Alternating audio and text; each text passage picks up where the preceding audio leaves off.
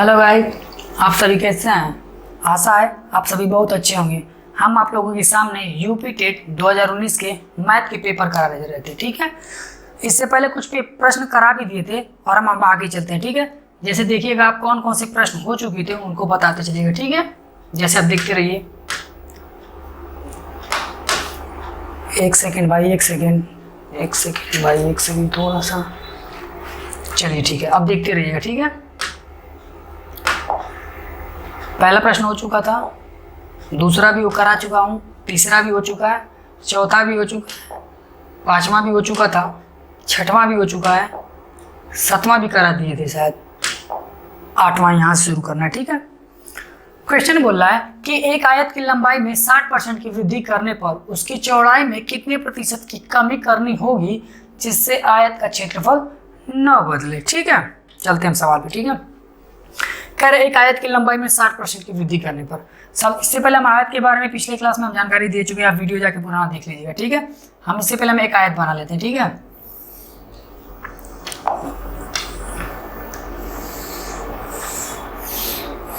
ठीक है, कह रहे एक आयत की लंबाई में 60% की वृद्धि की गई। लंबाई मान लेते हैं, इसको अब फिगर से क्या समझेंगे वैसे ही समझ लो आप लोग, ठीक है। जल्दी से समझ में आ जाएगा, ठीक है। कह रहा है एक आयत की लंबाई में 60% की वृद्धि करने पर उसकी चौड़ाई में कितने प्रतिशत की कमी करनी होगी जिससे आयत का क्षेत्रफल न बदले।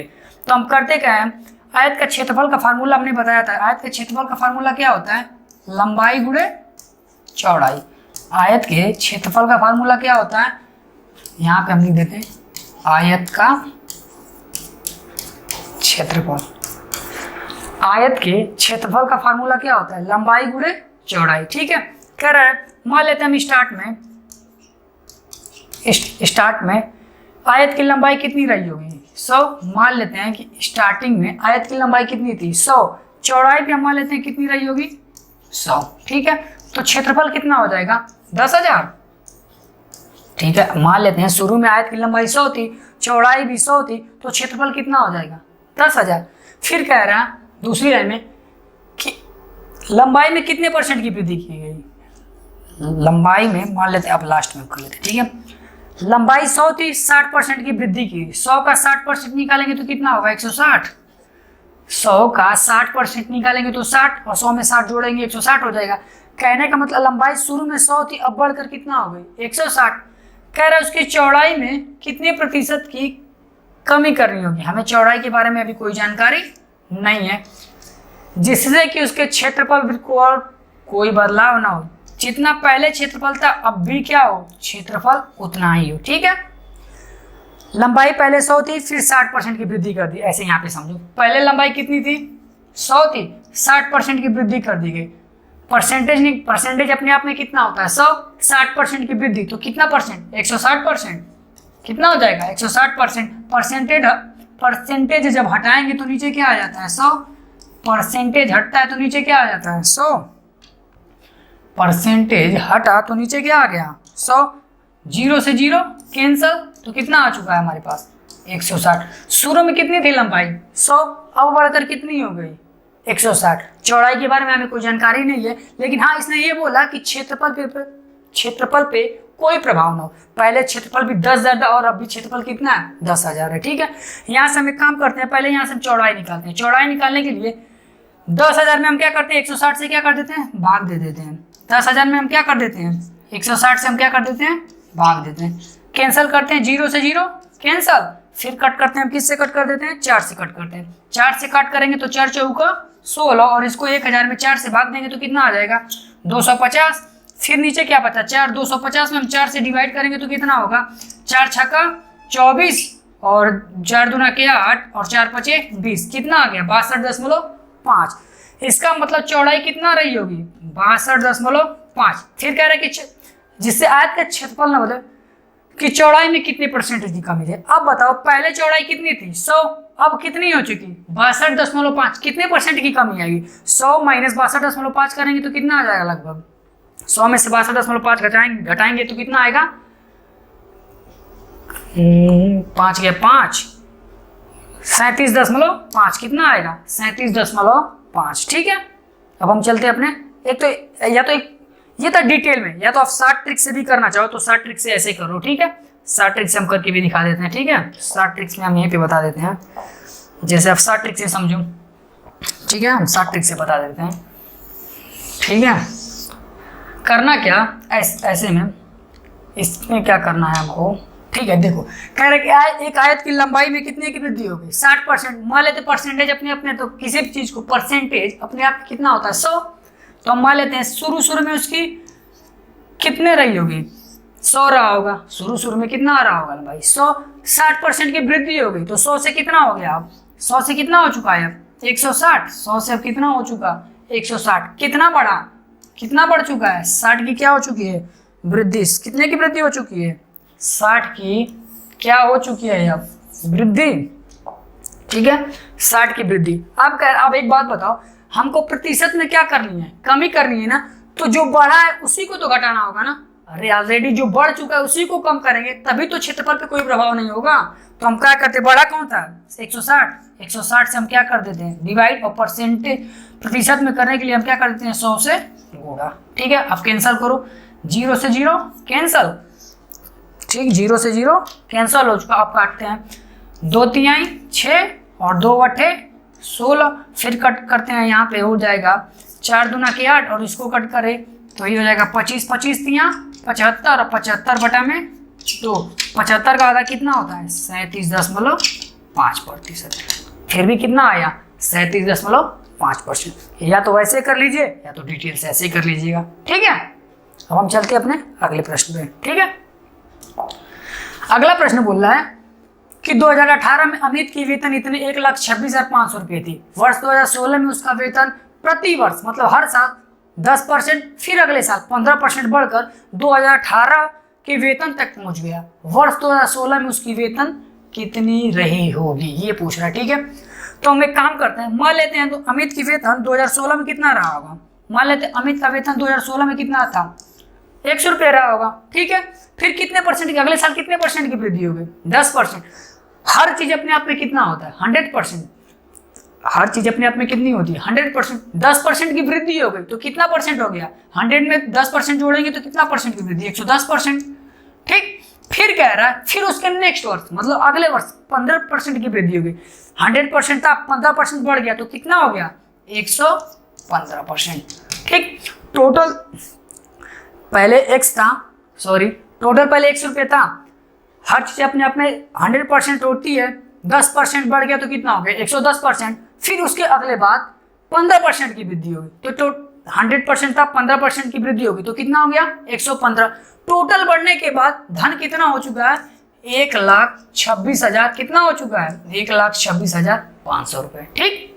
बस इसको हम सॉल्व कर लेते हैं, ये होगा x, ये हो जाएगा 110, परसेंटेज हटता है तो नीचे क्या आ जाता है 100, वैसे ही यहाँ पर भी परसेंटेज हटेगा नीचे क्या आ जाएगा 100 और ये रहा 1,26,500 रुपये। बस इसको हम सॉल्व कर देते हैं, ठीक है।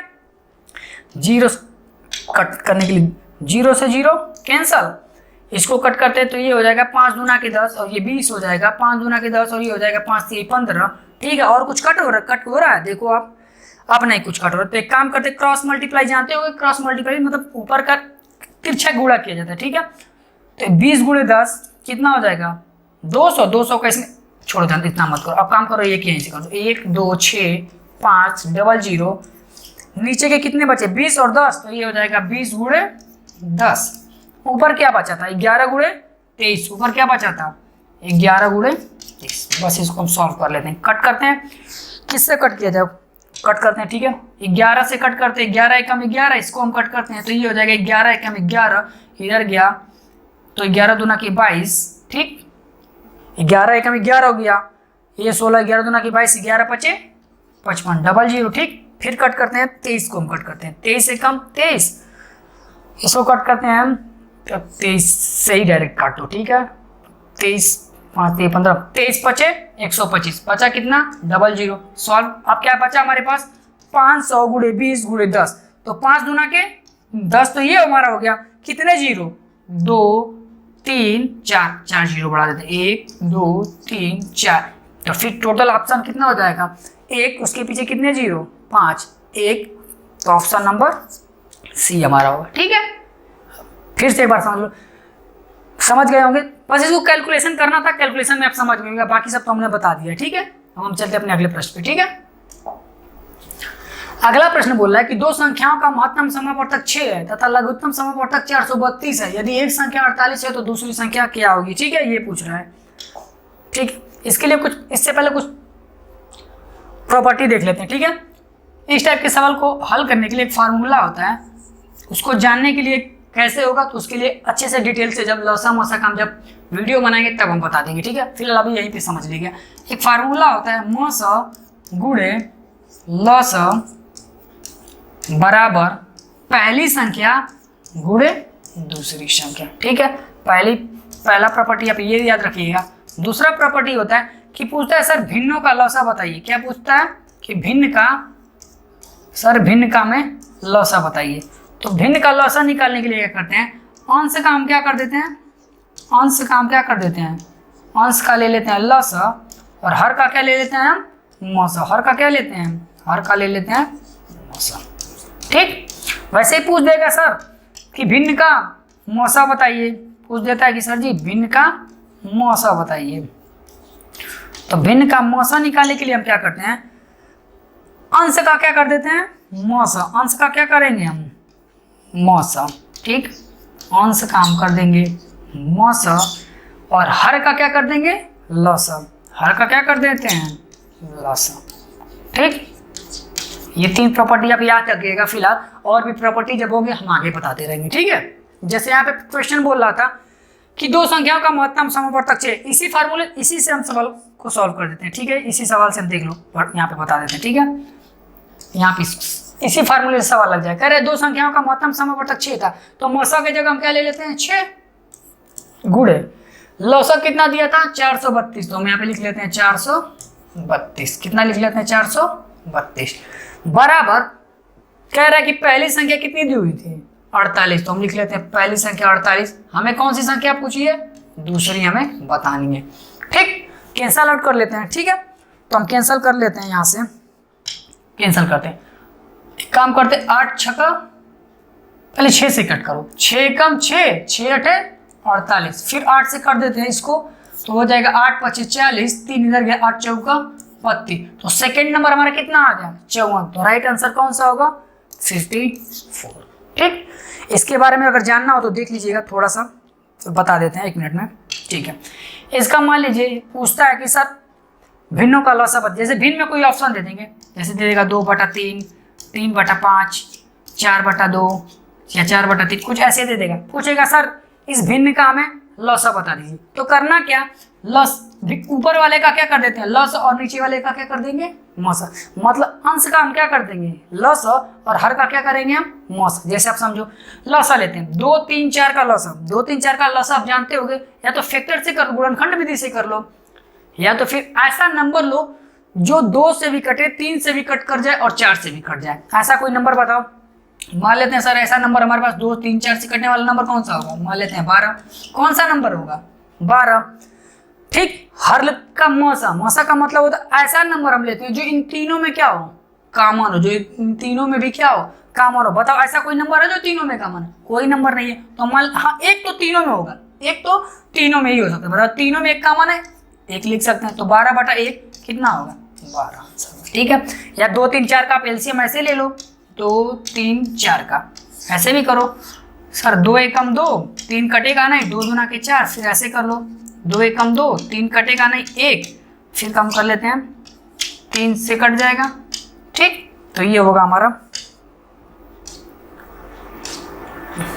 ये हो जाएगा। ठीक है, जैसे देखो 2 एकम 2, 2 एकम 2, 3 कटेगा नहीं, 2 दूना के 4, फिर 2 से तो 1 कट ही चुका है पहले, 3 कटेगा नहीं, 2 एकम 2, फिर 3 से कट करते 3 एकम 3, 3 एकम 3, 3 एकम 3। ठीक है, अब बचा क्या 2 दूना के 4, 4 3 12। इसीलिए हमने कहा कि ऐसा अंक लेते हैं जो तीनों से ही क्या हो कट जाए। मौसा का मतलब ऐसा नंबर लेते हैं जो तीनों में क्या होता हो कॉमन होता हो। ठीक, तो इन तीनों में कुछ भी कॉमन नहीं था, हाँ एक तीनों में कॉमन था तो हमने 1 लिख लिया। ठीक है, तो 12/1 सॉल्व करेंगे तो कितना आ जाएगा 12। ऐसे ये भिन्न का मौसा पूछेगा तो मौसा ऊपर का कर लेंगे, नीचे का लसा कर लेंगे। ठीक है, अब हम चलते हैं अपने अगले सवाल पे।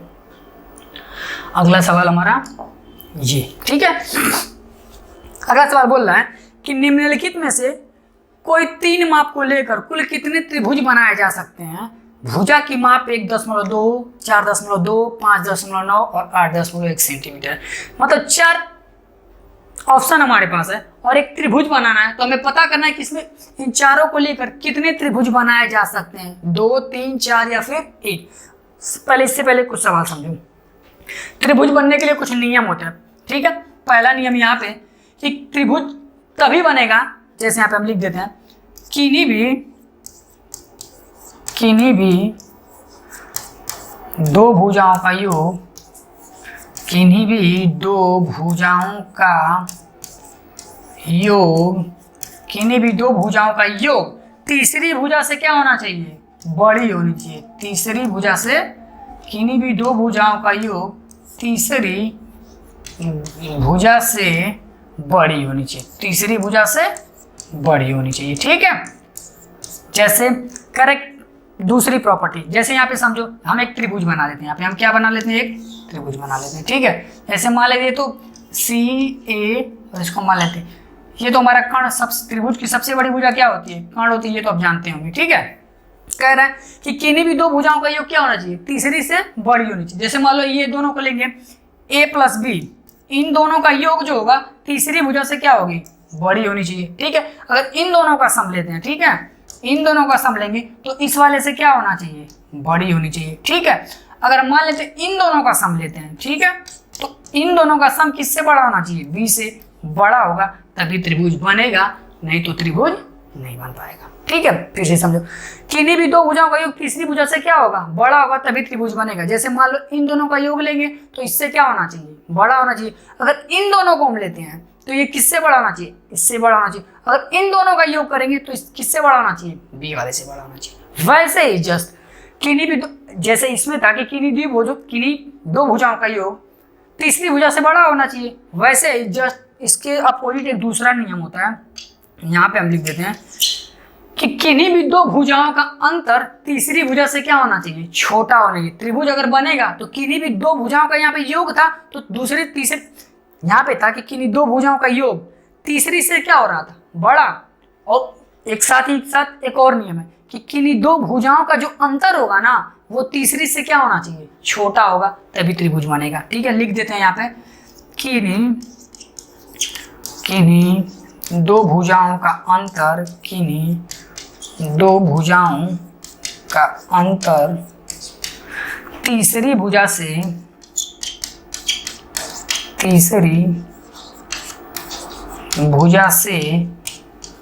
छोटी होगी, ठीक है, तभी त्रिभुज बनेगा, नहीं तो त्रिभुज नहीं बन पाएगा, ठीक है। जैसे यहाँ पे देख लो, ठीक है, किन्हीं दो भुजाओं का अंतर, मान लेते इन दोनों का अंतर इससे क्या होना चाहिए, छोटा होना चाहिए। क्या होना चाहिए, छोटा होना चाहिए। A - B का जो मान है वो C से क्या होगा, छोटा। इन दोनों का अंतर B - C हम कर लेते हैं, B - C का अंतर किससे छोटा होना चाहिए, A से क्या होना चाहिए, छोटा होना चाहिए। और C - A मॉड में कर लेते हैं, प्लस माइनस इधर करते रहेंगे, हमेशा क्या लेंगे, वैल्यू क्या लेंगे, पॉजिटिव। और C - A करेंगे तो इनका अंतर किससे छोटा होना चाहिए, B से क्या होना चाहिए, छोटा होना चाहिए, तभी त्रिभुज बनेंगे, नहीं तो त्रिभुज नहीं बनेंगे, ठीक है। पहला नियम था कि किन्हीं दो भुजाओं का योग तीसरी भुजा से बड़ी होगी, तभी त्रिभुज बनेगी। दूसरा नियम कहता है कि किन्हीं दो भुजाओं का अंतर तीसरी भुजा से क्या होना चाहिए, छोटा होना चाहिए, तभी त्रिभुज बनेगा, नहीं तो त्रिभुज नहीं बनेगा, ठीक है। जैसे इस सवाल पे आते हैं, ठीक है।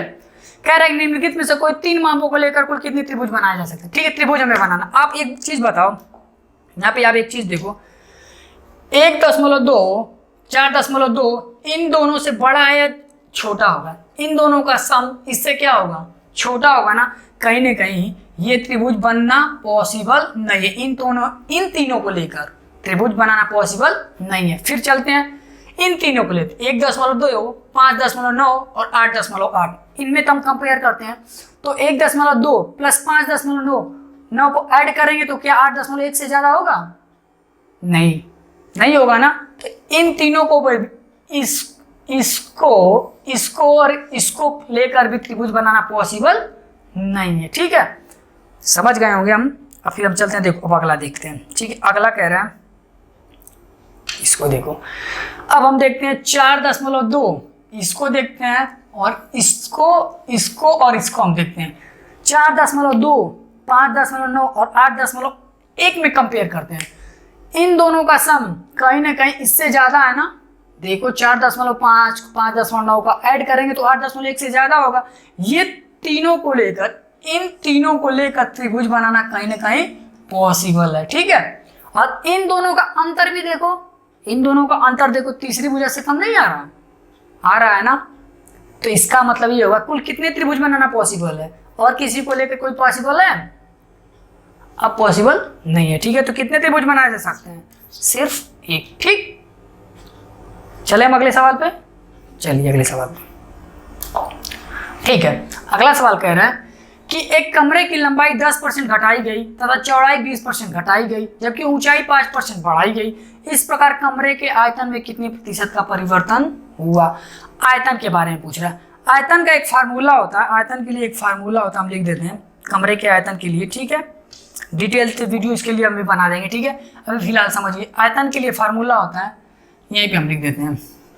चलो ठीक है, length into breadth into height. किसका फार्मूला था? वॉल्यूम। मतलब आयतन का फार्मूला होता है लंबाई गुणे चौड़ाई गुणे ऊंचाई। किसके बराबर होना चाहिए? आयतन के, ठीक है।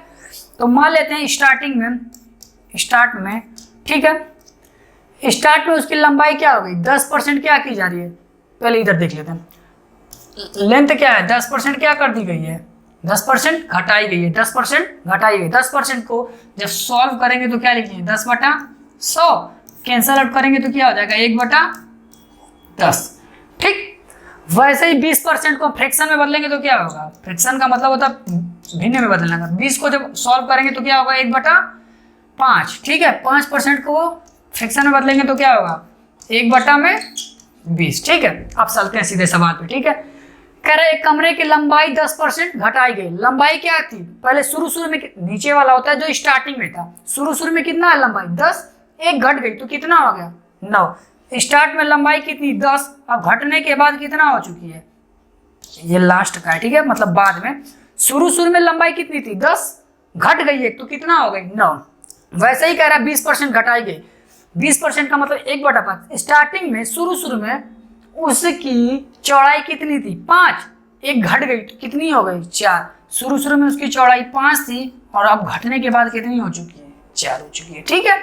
अब देखते हैं ऊंचाई क्या बढ़ा कर दी गई? 5% बढ़ा दी गई। शुरू में 5% का मतलब होता है 1/20। बढ़ाई गई ना, 20 थी, अब 1 बढ़ गई तो कितना हो गया? 21। मतलब शुरू में 20 था, अब बढ़ने के बाद कितना हो चुका है? 21 हो चुका है। कुछ कैंसिल हो रहा है तो कैंसिल कर लेते हैं, नहीं तो ये हमारा वॉल्यूम होगा, ठीक है। कुछ कैंसिल हो रहा है कंपेयर करने में, अगर जो भी कुछ कैंसिल होता हो कैंसिल कर लेते हैं, ठीक है। अगर देख लो यहाँ पे कुछ कैंसिल हो रहा है तो कर लेते हैं। इसको इससे हम कट कर दे 4 बचे 20, और कुछ कैंसिल नहीं हो रहा है, बाकी हम उधर लिख लेते हैं, ठीक है। 5 पचे 25, 25 दहा पे कितना हो जाएगा? वॉल्यूम हमारा शुरू में कितना था? वॉल्यूम 250 आ चुका है। घटने या बढ़ने के बाद अब देखो कितना हो चुका है। 9 का 21 में गुणा करेंगे, 9 एकम 9 और 9 दूना के 18, 189। शुरू में हमारा आयतन कितना था? शुरू में हमारा आयतन 250 था। घटने के बाद कितना हो चुका? 189, ठीक है। तो अब बताओ कितने का नुकसान हुआ? देखो आप कितने का नुकसान हो चुका है हमारा। कहीं ना कहीं घटाएंगे तो 11 और 50 वो, तो ये हो जाएगा 61 का नुकसान हुआ। किससे नुकसान हुआ? 250 से ही नुकसान हुआ ना। इनटू प्रतिशत के लिए किससे गुणा कर देते हैं? 100 के लिए। बस अब सॉल्व कर लो। 0 से 0 कैंसल, 25 को 5 से काटेंगे तो 5 बार में, और इसको हम कट करेंगे तो 2 बार में। 61 दूना के कितना होता है? 2 एकम 2 और 6 दिनों के 12, 122। नीचे क्या बचा? 5। सॉल्व कर लेते, ये हो जाएगा 5 दूना के 10, 5 चौक का 20 और 5 चौक का 20। कहीं ना कहीं कितने परसेंट का नुकसान हो चुका है हमें? शुरू में वॉल्यूम 250 था, अब घट के 189 हो चुका है। कितने परसेंट का लॉस हो चुका है? 24.4% का नुकसान हो चुका है। कितने परसेंट का? 24.4% का, ठीक है। तो राइट आंसर हमारा कौन सा होगा? Option number B. ये उल्टा लिख दिया गया, ठीक है। तो हम चलते हैं अपने अगले प्रश्न की तरफ, ठीक है। अगला प्रश्न बोल रहा है कि गुणनफल 2153 पे पावर दिया है 167 में, इकाई का अंक क्या होगा? ये हमसे आपसे ये आपसे पूछ रहा है क्वेश्चन नंबर, ठीक है। करते इससे पहले कुछ नियम है, देख लीजिएगा आप यहाँ पे, ठीक है। जैसे मान लो 0, 1, 5 और 6, 0, 1, 5, 6 के लिए नियम ये कहता है कि इन नंबरों पे कितना भी पावर लगा दें, कितना भी घात लगा दें, इनको सॉल्व करने पे इकाई अंक क्या आएगा, स्वयं ही संख्या ही वो आएगी। इन पे कितना भी अगर घात हम लगा दें और फिर इनको सॉल्व करें, सॉल्व करने पे खुद ही वो संख्या आ जाती है। जैसे आप देखो, एक बार इसको समझो, 5 के लिए आप समझो। जैसे मान लो आप कर देते हैं यहाँ पे 5 पे मान लो अगर पावर 3 कर देते हैं, ठीक है। 5 पे पावर 3 को जब सॉल्व करेंगे तो कितना होगा, 125। 125 में इकाई का अंक क्या आया, 5। 5 का सॉल्व किया हमने, इकाई फिर भी क्या आ गया, 5। वैसे 6 के लिए देख लो, 6 पे पावर क्यों कर दें तो कितना आएगा, 6 6 36, 36 6 का 216। क्या इसको सॉल्व करने पे खुद वो संख्या नहीं आ रही है, आ रही है ना। इसका मतलब 0, 1, 5, 6 के लिए नियम ये है कि इनको, इन पे पावर कितना भी हो, लेकिन इनको सॉल्व करने पे स्वयं वही संख्या ही आती है, ठीक है। ठीक है, अब हम चलते हैं अपने दूसरे सवाल पे, मतलब दूसरे रूल पे। 0, 1, 5, 6 हो चुका। अब आ जाते हैं हम 4 और 9 के लिए नियम देखिए। किसके लिए, 4 और 9 के लिए नियम देखते हैं, ठीक है। अगर मान लेते हैं 4 पे पावर इवन हो, 4 पे पावर कौन सा हो, इवन हो। अगर 4 पे पावर इवन हो, ठीक है, और इसको सॉल्व करें तो इकाई अंक क्या आएगा, 4 पे पावर 2 कर लेते, करके ही देख लो। 4 पे पावर इवन कर लेते हैं, ठीक है, और इसको सॉल्व करेंगे तो इकाई अंक क्या आएगा, 16। सॉल्व करेंगे तो 4 चौका 16, तो इकाई अंक क्या आया, 6 ही आया ना।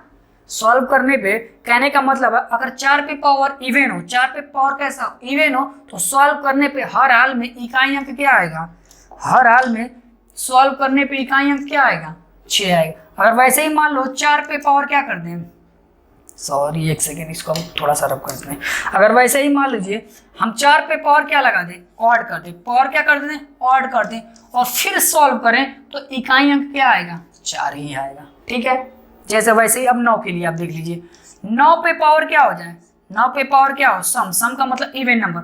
9 पे पावर क्या हो, और इधर हम लिख लेते हैं विषम, ठीक है। अगर मान लो 9 पे पावर क्या हो जाए, सम, और इसको सॉल्व करेंगे तो इकाई अंक क्या आएगा, 1। इकाई अंक क्या आता है, 1। वैसे ही 9 पे अगर पावर हम क्या कर लें, 9 पे पावर सम कर ले। जैसे आप यहाँ पे समझो, नहीं समझ पा रहे हो, जैसे 9 पे पावर हम सम ले लेते हैं, 2 पावर ले लेते हैं, 9 पे पावर 2 सम है ना, तो 9 के 81, 9 में 9 का गुणा करेंगे तो कितना होगा, 81। इकाई अंक क्या आया, इकाई अंक क्या आया, 1। वही कहना है कि पावर 9 पे अगर पावर सम हो तो इकाई अंक क्या आएगा, 1। और 9 पे पावर वैसे ही अगर मान लो 9 पे पावर कैसा आ जाए, 9 पे पावर विषम आ जाए तो इकाई अंक क्या होगा हमारा, 9 ही होगा, ठीक है। 4 पे पावर सम आ जाए तो इकाई अंक 6। 4 पे पावर विषम आ जाए, 4 पे पावर कैसा आ जाए, विषम आ जाए तो इकाई अंक 4। वैसे 9 पे पावर क्या हो जाए, सम हो तो इकाई अंक 1, और 9 पे पावर विषम हो जाए तो इकाई अंक क्या होगी, 9 होगी, ठीक है। 0, 1, 5, 6 हो गया, 4 और 9 के लिए हो गया। तीसरा यहाँ पे देख लो, ठीक है। फिर उसके बाद हम सवाल पर चलते हैं। तीसरा रूल किसके लिए, 2, 3, 7 और 8 के लिए, ठीक है। 2, 3, 7, 8 पे पावर, 2, 3, 7 और 8 पे कितना भी पावर हो, कितना भी घात हो, सबसे पहले क्या करेंगे, घात को हम क्या करेंगे, छोटा करेंगे। और घात को छोटा करने के लिए 4 से क्या करेंगे, भाग देंगे। 4 से क्या करेंगे, भाग देंगे, ठीक है। 4 से भाग क्यों देंगे, वो बात की बात है, बाद में बताएंगे, जब पढ़ाएंगे नंबर सिस्टम तब हम बताएंगे, ठीक है। तो इसके लिए हम क्या करते हैं, घात को छोटा करने के लिए क्या करेंगे, 4 से क्या करेंगे, भाग देंगे। सबसे पहले क्या करेंगे, 4 से क्या करेंगे, भाग देंगे, ठीक है। अगर मान लो घात, जैसे यहाँ पे देख लीजिए आप समझे, घात पूरी तरीके से क्या हो जाए, घात पूरी तरह से लिख देते हैं, घात पूरी तरह से कट जाए, घात पूरी तरह से कट जाए तो पुनः घात 4 मान लेते, पुनः घात 4 मान लेते हैं, पुनः घात 4 मान लेते हैं, ठीक है। जैसे भी हम समझा देते हैं आपको, ठीक है। जैसे यहाँ पे एक समझो, यहाँ पे हम समझा देते हैं, ठीक है। यहाँ पे इसके लिए हम समझा देते हैं, ठीक है। एग्जाम्पल समझो, जैसे आप, जैसे हम ले लेते हैं एक पहला एग्जाम्पल, जैसे इसको ही समझ लो, 3 है ना, 3 है ना, इसके लिए समझ लो। जैसे कर 21 53 पे 167 पावर में इकाई अंक क्या होगा, इससे बताओ ये हमको मतलब किससे, सिर्फ इकाई अंक से ना। इकाई अंक यहाँ पे कितना है, 3 पे पावर कितना है, 167। 167 को पहले क्या करते हैं, छोटा करते हैं। छोटा करने के लिए किससे भाग देंगे, 4 से। घात को छोटा करने के लिए किससे भाग देंगे, 4 से भाग देंगे, 160 4 चौका 16, फिर घात की इकाइयाँ कितना बच जाएगा, मतलब इसको कट कर दें तो बचेगा कितना शेष 3। इसका मतलब 3 पे पावर क्या बच जाएगा 3 पे पावर कितना बच गया 3 पे पावर कितना बच चुका 3। और 3 पे पावर 3 को जब हम सॉल्व करेंगे 3 पे पावर 3 को हम जब सॉल्व करेंगे तो क्या आ जाएगा 27। इसका मतलब इकाइयाँ क्या आ जाएगा हमारा 7।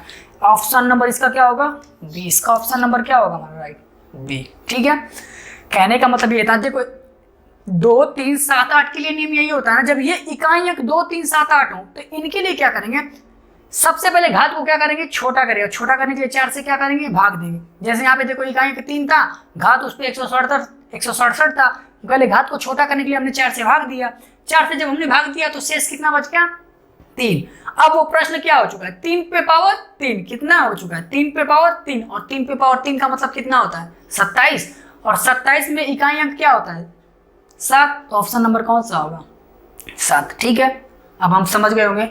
इसको आप देख लो, इसको अगर समझना हो जैसे 2 3 के लिए, जैसे मान लो आप 2 पे पावर दे दे सर 40, 2 पे पावर दे दे 40 और पूछ दे सर इकाइयाँ को बताइए, तो इसको हम क्या करें, पहले घात को छोटा करने के लिए किससे हम भाग देंगे, घात को छोटा करने के लिए सबसे पहले किससे भाग देंगे 4 से। जब 4 से हमने भाग दिया तो क्या रिमाइंडर कुछ बचा, शेषफल कुछ भी बचा नहीं बचा ना, पूरा कट जाएगा, पूरी तरीके से क्या होगा कट गया, शेषफल कुछ नहीं बचा। जब कुछ ना बचे तो फिर पुनः हम क्या मान लेते हैं, घात पे हम क्या लगा लेते हैं अपना 4, पुनः घात, अगर शेषफल कुछ ना बचे तो हम घात पुनः 4 मान लेते हैं। फिर अब 2 पे पावर 4, 2 पे पावर 4 का मतलब 2 दूना के 4 दूना के 8 दूना के 16, और 2 पे पावर 16 का मतलब 2 पे पावर 4 का मतलब 16। अब आप बताओ 2 पे पावर 4 का मतलब 16 हो गया, और 16 में इकाइयाँ क्या बचा सिर्फ हमारा 6, 16 में इकाइयाँ क्या बचा 6, तो ऑप्शन नंबर क्या होगा, इसका राइट आंसर क्या होगा 6। 2 पे पावर 40 का इकाइयाँ क्या आएगा, सॉल्व करने पे 6 आएगा। देखो फिर से एक बार, 2 पे पावर 40 था, घात को छोटा करने के लिए हमने 4 से भाग दिया, ठीक। अब घात पूरी तरीके से क्या होगा, कट गया, पूरी तरीके से क्या होगा, कट गया। घात अगर पूरी तरीके से कट जाए तो पुनः हम घात कितना मान लेते हैं 4, जैसे हमने 2 पे पावर 4 मान लिया, फिर सॉल्व कर दिया तो 16, 16 में इकाइयाँ क्या बचा 6।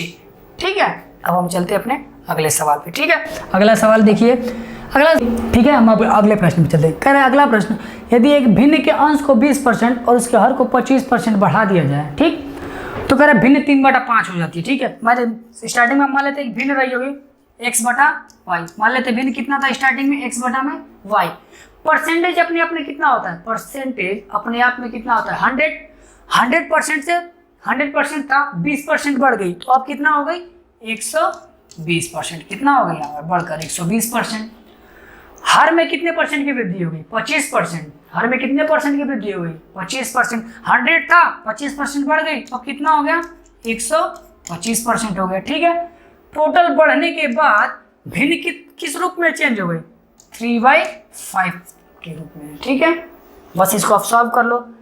परसेंटेज से परसेंटेज क्या हो गया, परसेंटेज से परसेंटेज कैंसल, और कुछ कैंसल हो रहा है, इसको हम कल कैंसिल कर देते हैं। इसको हम कैंसिल करेंगे तो 5 चौका नहीं, 1 सेकेंड, 5 दूना के 10, इधर हो गया 5 चौका 20, इसको कट करेंगे तो 5 दूना के 10 और 5 बचे 25, और कुछ कैंसिल हो रहा है। अब इसको सॉल्व कर ले, x/में क्रॉस मल्टीप्लाई करें, 25 का 3 में गुणा करेंगे तो 25 × 3 लिखेंगे, और ये 5 का 24 में गुणा करेंगे तो 24 × 5 लिखेंगे। ठीक है, आप कुछ कैंसिल हो रहा है तो कर लीजिए, नहीं तो फिर देखते हैं। हाँ, इसको कैंसिल करते हैं। ठीक है, इसको ये भी करते हैं, 5 एकम 5 और 5 बचे 25, 3 एकम 3 और 3 बटे 24, 5 का 1 में गुणा करेंगे 5 और 8 का 1 में गुणा करेंगे 8। तो भिन्न किस रूप में रही होगी, मूल भिन्न 5/8 के रूप में रही होगी। ठीक, x था 20% बढ़ गया तो 120%, y था 25% बढ़ा तो 125%, भिन्न क्या था 3/5, कैंसल आउट कर लेंगे तो आंसर क्या होगा हमारा 5/8, तो राइट ऑप्शन फर्स्ट होगा। ठीक है, अब हम चलते अपने अगले प्रश्न में। अगला प्रश्न देखिए, अगला प्रश्न कह रहा है 8 से भाज्य होने वाली संख्याएं बतानी है। ठीक है, हम इससे पहले पिछले वाले वीडियो में विभाज्यता का नियम बता चुके हैं, यहाँ पे हम नहीं बता पाएंगे क्योंकि लंबा वीडियो हो जाता है। ठीक है, इसको शॉर्ट करने के लिए पिछले वीडियो में आप जाके देख लीजिएगा। 8 से विभाज्यता के लिए नियम ये होता है कि अंतिम 3 अंक अगर 8 से कट जाए, अंतिम 3 अंक 8 से कट जाए तो पूरी संख्या भी 8 से कट जाएगी। ठीक है, अब 8 से विभाजन हम क्या चाहिए, हमें कौन सा अंक चेक करना है, लास्ट के 3 अंक। लास्ट के 3 अंक कितने हैं? यहाँ पे कितना अंक है? 240। 240 8 से कटता है या नहीं कटता है? कट जाएगा, तो ये नंबर भी पूरी तरीके से 8 से क्या होगा? कैंसिल आउट होगा। फिर चलते हैं 220। लास्ट के 3 अंक 220 है ना, 220 8 से कैंसिल आउट होगा? नहीं कटेगा, तो ये नंबर 8 से नहीं कटेगा। आते हैं 128। 128 कटेगा 8 से? 8 एकम 8, 8 छक्का 48, ये 8 से कटेगा। इसको चेक करते हैं, 8 एकम 8, ये भी नहीं कटेगा। तो राइट ऑप्शन कौन कौन सा कैंसिल हो रहा है? पहला और तीसरा। पहला और तीसरा ऑप्शन नंबर सी। हमारा ऑप्शन नंबर कौन सा होगा? सी। ठीक है, अब हम चलते हैं अपने अगले प्रश्न पे। ठीक है, अगला प्रश्न बोल रहा है कि 10 रुपये, क्वेश्चन बोल रहा है कि 10 रुपये की 6 की दर से केले खरीद कर 6 रुपये में 4 की दर से बेच दी गई। ठीक, तो लाभ प्रतिशत हानि बतानी है। ठीक है, चलिए सवाल पे। ठीक है, अभी सवाल कर रहा है कि हमने 10 रुपये में हमने कितने वस्तु खरीदी? 6। 10 रुपये हमने 6 खरीदी। खरीदने का मतलब क्रय मूल्य। 10 रुपये में हमने 6 वस्तु खरीदी। 10 रुपये में हमने 6 वस्तु खरीदी। 6 रुपये में 4 की दर से बेच दी। एसपी का मतलब होता है सेलिंग प्राइस, मतलब विक्रय मूल्य। तो हमने क्या किया? 6 रुपये में हमने कितने बेचे? 4 वस्तुएं बेच दी। तो पूछ रहे हैं हानि हुई, वो भी कितने परसेंटेज, यही ना। अब बात बताओ, हम जितने वस्तु खरीदे उतने ही बेचेंगे, तभी तो हमें पता चलेगा ना कि लाभ हुआ या हानि। इसके लिए हम क्या करते हैं? पहले वस्तुओं को क्या कर देते हैं? बराबर। ठीक है, वस्तुओं को पहले क्या करते हैं? बराबर। आप यहाँ पे बताओ 6 वस्तु, यहाँ पे 4 वस्तु, पता ही नहीं चलेगा लाभ हुआ या हानि। इसके लिए हम क्या कर लेते हैं? सबसे पहले वस्तु को क्या कर लेते हैं? बराबर। ठीक है, वस्तु को बराबर करने के लिए हम पूरे में क्या कर लेते हैं? बराबर करने के लिए क्या करें? यहाँ पे हम कर लेते हैं 2 से गुणा, और यहाँ पे कर लेते हैं हम 3 से गुणा। ठीक है, अब देखो 2 दा पे 20। 20 रुपये में 6 दूना के 12। 20 रुपये में कितने वस्तु ला सकते हैं? 10 रुपये में 6 वस्तु, तो 20 रुपये में 12 वस्तु ला सकते हैं। ठीक है, अब यहाँ पे देखते हैं 6 त्रिका 18। 18 रुपये में 12 वस्तु। 18 रुपये में कितने वस्तु ला सकते हैं? 12 वस्तु। ठीक है, देखिएगा, अगर मान लो 10 रुपये में हम 6 वस्तु खरीद सकते हैं। ठीक है, 10 रुपये में 6 वस्तु, ठीक है, तो 20 रुपये में 12 वस्तु ला सकते हैं। ठीक, अगर मान लो 6 रुपये में हम 4 वस्तु ला सकते हैं, तो 18 रुपये में 12 वस्तु। यहाँ पे थोड़ी दिक्कत होगी, फिर से एक बार समझा देते हैं सवाल को। ठीक है, एक बार समझिएगा। 10 रुपये में 6 वस्तु हम खरीदे। ठीक, 10 रुपये में 6 वस्तु खरीद सकते हैं, तो 20 रुपये में 12 वस्तु। ठीक, 6 रुपये में 4 वस्तु बेच सकते हैं, तो 18 रुपये में 12 वस्तु। अब यहाँ पे वस्तु हमारे क्या हो गए? मतलब क्वांटिटी क्या है? दोनों में क्या है? क्वांटिटी दोनों में क्या है? सेम हो गई। अब हम पता कर सकते हैं लाभ हो गया या हानि होगी। ठीक है, 12 रुपये में हमने 12 वस्तु कितने में खरीदी?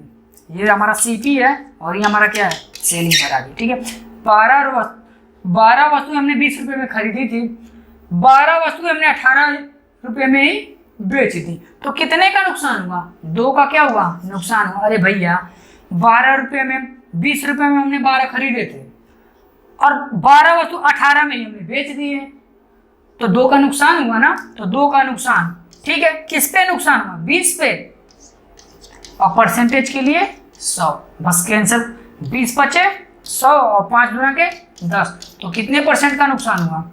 10% का नुकसान हुआ। ठीक है, कितने परसेंट का नुकसान हुआ? 10% का। तो right option option number D. ठीक है, चलते हैं हम अपने अगले प्रश्न में।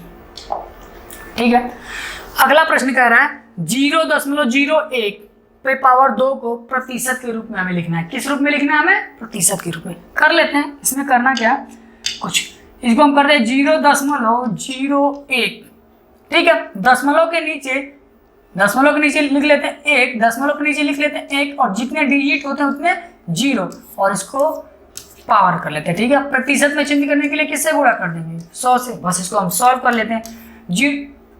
अब एक चीज आप ध्यान देखिए, आप दशमलव के नीचे 1, और जितने अंक होते हैं उतने 0 जब बढ़ जाते हैं ना, तो दशमलव अपने आप क्या हो जाता है? हट जाता है। कहीं ना कहीं ये इस रूप में होगा, 1/100 पे पावर 2 गुणे 100 के रूप में चेंज हो चुका है। ठीक है, अब इसको हल करते हैं। 1 का स्क्वायर करेंगे 1, ठीक, 100 का स्क्वायर करेंगे तो 100 गुणे 100, ठीक, और ऊपर था 100, 100 से 100 कैंसल, तो बचा क्या 1/100%। ठीक है, तो कहीं ना कहीं option number D, option number D, इसमें कौन सा राइट आंसर कौन सा होगा? Option number D. ठीक है, समझ लें एक बार। ठीक है, चलते हैं अगले प्रश्न पे। अगला प्रश्न बोल रहा है कि यदि दो संख्याओं का अंतर तथा गुणनफल क्रमशः 5 तथा 36 हो तो उनके व्युत्क्रमों का अंतर क्या होगा? ठीक है, करते हैं। कह रहे यदि दो संख्याओं का अंतर, मान लेते हैं पहली संख्या x थी और दूसरी संख्या y थी। ठीक है, तो दो संख्याओं का अंतर कितना दिया हुआ है? 5। ठीक है, उनका गुणनफल, पहली संख्या गुणे दूसरी संख्या का गुणनफल कितना दिया है? 36 दिया है। कितना दिया हुआ है? 36। तो कह रहा उनके व्युत्क्रम का मतलब एक y का, जैसे x का व्युत्क्रम का मतलब x है, उसका व्युत्क्रम करेंगे तो 1/x, y है उसका व्युत्क्रम करेंगे तो 1/y। कह रहे इनके व्युत्क्रमों का अंतर, y का व्युत्क्रम करेंगे तो 1/y, x का व्युत्क्रम करेंगे तो 1/x, और कह रहा इन दोनों का अंतर हमने कर लिया। वो पूछा इन दोनों का अंतर कितना होगा, इसको सॉल्व करते हैं। ठीक है, हमें ये दोनों जानकारी है और इसके बारे में हमें बताना है। अब बताओ x और y का एलसीएम लेंगे तो कितना x y होगा? y से y कैंसल, x बचा तो x का 1 में गुणा करेंगे तो x, माइनस x से x कैंसल, y बचा y का 1 में गुणा करेंगे तो y। ठीक, भिन्नों का जोड़ घटा तो आप जानते होंगे। ठीक है, फिर कह रहा x माइनस y का मान ऑलरेडी हमारे पास कितना है? 5, और x माइनस y का ऑलरेडी हमारे पास मान 5 है। ठीक, x इंटू वाई, एक्स गुणे वाई का मान कितना हमारे पास है? 36। हम यहाँ पे रख लेते हैं 36। तो कहीं ना कहीं इनके व्युत्क्रमों का अंतर कितना आ रहा है हमारे पास? 5/36। इनके व्युत्क्रमों का अंतर कितना आ रहा है? 5/36। तो राइट आंसर 5। ठीक है, अब हम चलते हैं अपने अगले प्रश्न में। अगला प्रश्न कह रहा है एक भिन्न का हर अंश के 2 गुने से एक अधिक है। एक भिन्न का हर जो है ना, अंश के 2 गुने से क्या है? एक ज्यादा है। तो मान लेते हैं अंश कितना रहा हमारे पास? मान लेते हैं अंश कितना है? x, तो हर कितना होगा? अंश के 2 गुने से, अंश का 2 गुना कितना होगा? 2x, उससे भी एक ज्यादा, तो हर कितना होगा? 2x + 1 होगा। कितना होगा? 2x + 1 होगा। फिर कह रहा अंश में 2 जोड़ने पर, मान लेते हैं x बटा में नीचे कर लेते हैं 2x + 1। क्वेश्चन कह रहा है, ठीक है, कह रहा अंश में 2 जोड़ने पर, अंश में हमने 2 जोड़ दिया। ठीक है, और हर में 3 घटाने पर, हर में हमने कितना घटा दिया? हर में 3 घटाने पर। ठीक है, संख्या क्या प्राप्त होती है? 1 प्राप्त होती है। नीचे हम हर में 1 लिख सकते हैं, उससे कोई फर्क प्रश्न में नहीं पड़ता। ठीक है, बस इसको हम सॉल्व करते हैं। क्रॉस मल्टीप्लाई या तिर्यक गुणा जानते होगा, x + 2 का 1 में गुणा करेंगे तो कितना होगा? x + 2 ही होगा। और ये बताइए 2x + 1 - 3, ये 1 - 3 कितना होगा? 2x - 2 कितना हो जाएगा? 2x - 2। देखो ये 2x था पहले से, 1 में से -3 करेंगे तो कितना होगा? -2, और 2x - 2 का 1 में गुणा करेंगे तो क्या होगा? 2x - 2। अब करते हैं पक्षांतर, x को हम क्या भेजते हैं? ये प्लस, ये इसको हम सॉल्व करते हैं, आप नहीं समझ पाओगे। यहाँ पे हम रख देते हैं, ये 2 था ऑलरेडी पहले से हमारे पास। क्या? एक मिनट भाई, एक मिनट, ये लॉक कैसे हो रहा है यार भाई? चलो ठीक है, बस आते हैं प्रश्न में। ठीक है, समझो, ये था 2 को हम इधर रहने देते हैं। ठीक है, इस -2 इधर जाएगा तो +2। ठीक है, ये 2x ऑलरेडी पहले से था, ये x है इधर जाएगा तो ये प्लस है, इधर जाएगा तो माइनस, और ये माइनस था तो इधर आया तो प्लस। 2 जोड़ेंगे तो 4, और 2x - x कितना होगा? 4। तो x बराबर कितना आ चुका है? 4। x बराबर कितना आ चुका है? 4। फिर कह रहा मूल भिन्न हमारा क्या था? यही था ना, x बटा में 2x + 1, यही तो मेरा मूल भिन्न था। बस यहाँ पे वैल्यू ले जाके पुट कर देते हैं। तो x बराबर के, x का मान क्या हो जाएगा? 4। यहाँ पे रखेंगे x के जगह 4, तो 4 दूना के 8, और 8 में 1 जोड़ेंगे तो 9। तो हमें हमारा मूल भिन्न क्या आ चुका है? 4/9।